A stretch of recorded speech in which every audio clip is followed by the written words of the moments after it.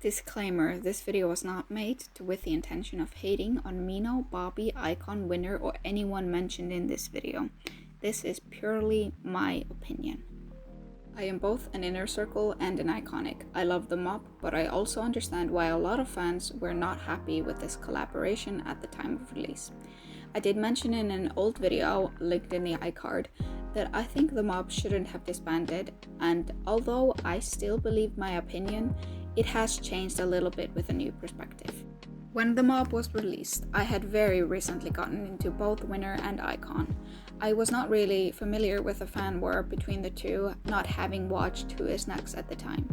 I was just excited to see a collaboration between two of my favorite artists.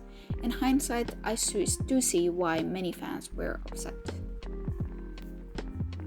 Chapter 1. Who Is Next? YG Entertainment has a very bad habit of comparing their groups. Both Winner and iKON were called the next Big Bang when they were rookies and trainees, as well as many other artists under YG having called things like the next GD, the female GD, the next CL, etc. Having had Winner and iKON compete against each other to debut, it felt off that YG Entertainment just expected the two fandoms to get along. I am of the opinion that if they hadn't competed against each other, the fandoms would have been more open to the unit debut. The fan war between Conics and Inner Circle started out as friendly banter when they were competing against each other, but quickly turned into fighting and bickering.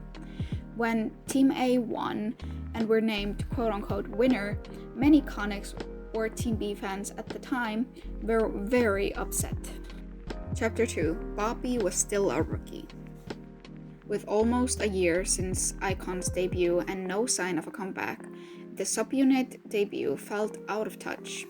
iKONics were expecting a comeback before a subunit debut. iKON debuted in September 2015 and had only had one comeback since. When the mob was released in September 2016, iKON fans were not happy. With no sign of a comeback, the unit debut just felt like a slap in the face. iKON released a single later in September 2016, which ended up having Bobby promoting both iKON and the mob at the same time, which upset many iconics. Chapter 3. Timing. In hindsight, this collab did make a lot of sense. Both Mino and Bobby were some of YG Entertainment's strongest rappers.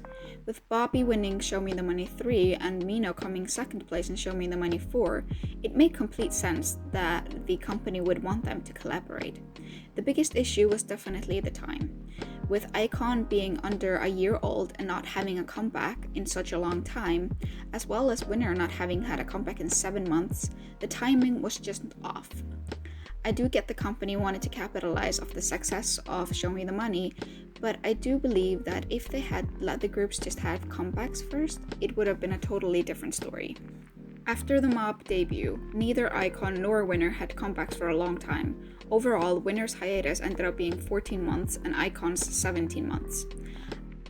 I don't think that the backlash from the mob was 100% to blame, as Winner had lost a member in the meantime, but I do think it had a big impact.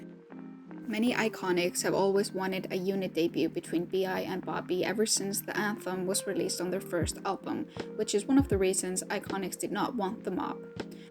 Back in 2019, before being kicked out of the group, BI had promised iconics that Double B would be making their official debut, but since that won't be happening anytime in the near future, I think YG Entertainment might make the mob come back. Now, 4.5 years later, it wouldn't surprise me if they had a comeback, since they have both featured on each other's albums since the debut of the mob. I do believe if YG wanted them to come back, they would. As both Winner and iKON are on hiatus at the moment, it wouldn't surprise me that the past would repeat itself and they would come back. Would I want that? Maybe.